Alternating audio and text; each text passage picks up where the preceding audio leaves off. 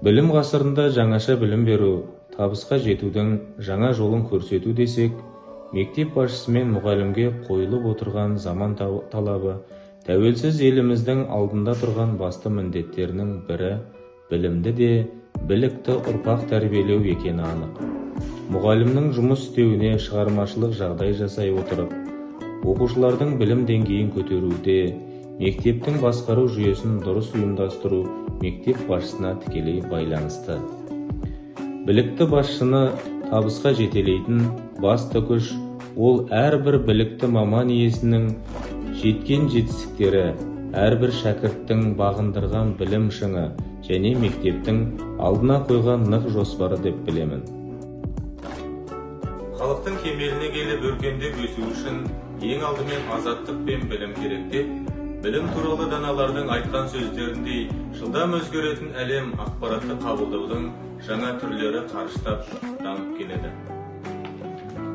Мен Жамбыл облысы Мойынқұм ауданы Қияқты ауылындағы Ағыбай Батыр атындағы шағын орталықтың негізгі мектебінің директоры Жаңабаев Ержан Мейрамбеков.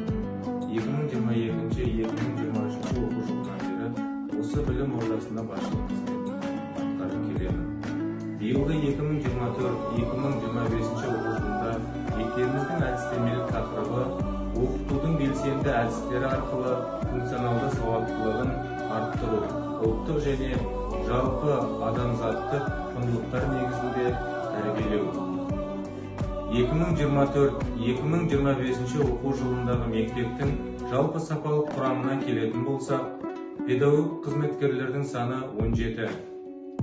Оның ішінде сарапшы санатында 8 педагог, модератор санатында 1 педагог, санатсыз 8 педагог.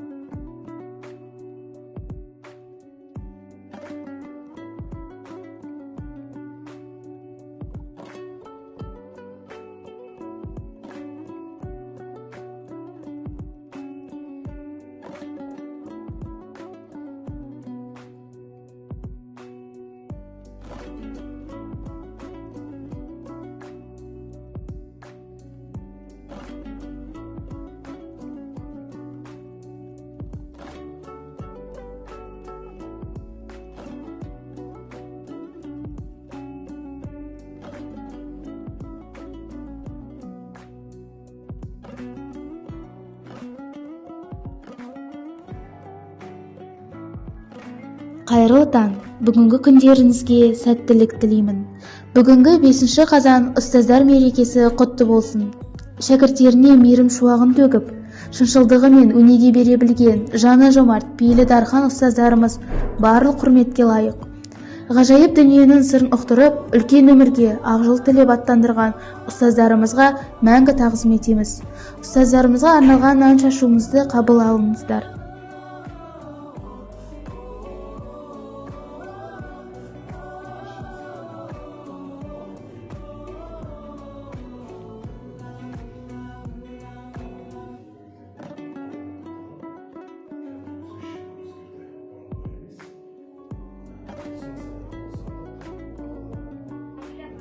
Осы орайда мектебімізде мектепшілік радио FM радиосын ұйымдастыру арқылы оқушылардың шығармашылық қабілеттерін дамыту, ақпарат алмасуды жақсарту және мектеп қауымдастығының бірлігін нығайту барысында жұмыс жасайды.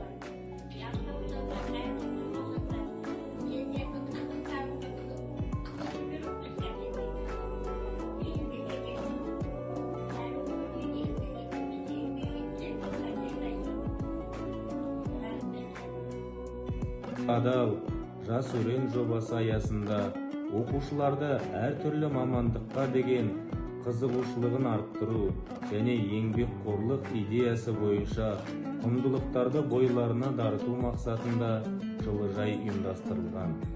Оқушылар өсімдіктерді суғарып, күтіп жасап, тыңайту, суару, зиянкестерден қорғау сияқты агротехникалық әдістерді үйреніп, табиғатты қорғауға, жасыл экономика принциптерін ұстануға өз үлестерін қосып келеді.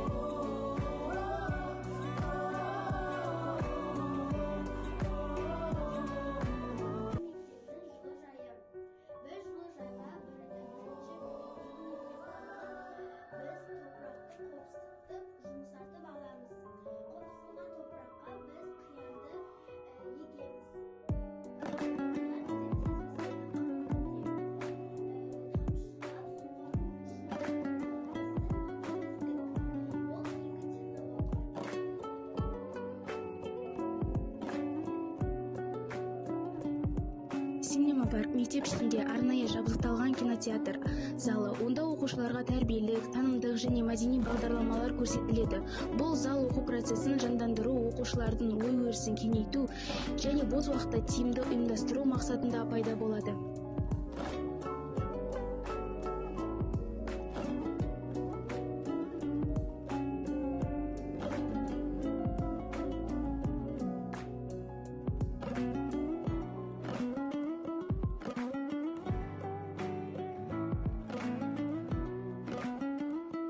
Оқушылардың шығармашылығын арттыруда белсенді тақта құрылған. Онымен жұмыс жасау оқушылардың қызығушылығын арттырып отыр.